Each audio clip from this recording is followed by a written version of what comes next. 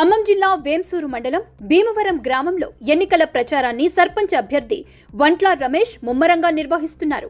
మద్దతుదారులతో కలిసి గ్రామంలో ఇంటింటికి తిరుగుతూ కత్తెర గుర్తుకి ఓటు వేసి తనను అత్యధిక మెజారిటీతో గెలిపించాలని ఓట్లను అభ్యర్థిస్తున్నారు. తనను సర్పంచ్గా ఎన్నికల్లో గెలిపిస్తే గ్రామ అభివృద్ధికి కృషి చేస్తానని, గ్రామంలో నెలకొన్న ప్రధాన సమస్యలను పరిష్కరిస్తానని, ప్రజలకు ఎల్లప్పుడూ అందుబాటులో ఉంటానని, ప్రభుత్వ సంక్షేమ పథకాలను ప్రజలకు అందేలా చర్యలు తీసుకుంటానని హామీ ఇస్తున్నారు. ప్రజల మద్దతుతో సర్పంచ్ అభ్యర్థిగా పోటీ చేస్తున్న తనకు గ్రామస్తులు అందరూ సహకారం అందించాలని, కత్తెర గుర్తుకి ఓటు వేసి అత్యధిక మెజారిటీతో తనను గెలిపించాలని రమేష్ కోరుకుంటున్నారు.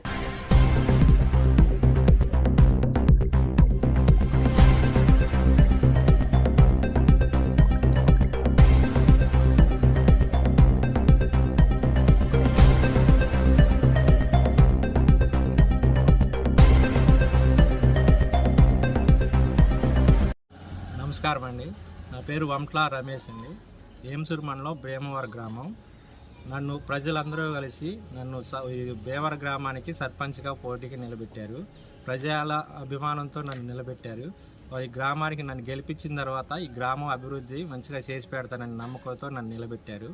కావున నేను గెలిచిన తర్వాత గ్రామ అభివృద్ధి, సీసీ రోడ్లు కానివ్వండి, మట్టి రోడ్లన్నీ సీసీ రోడ్లు చేయటం, తార్ రోడ్డు ఒకటి చేసేది ఉంది, మెటల్ రోడ్డు అది, తర్వాత వీధి లైట్లు, డ్రైనేజీ వ్యవస్థ ఇవన్నీ క్లియర్ చేస్తానని చెప్పాను.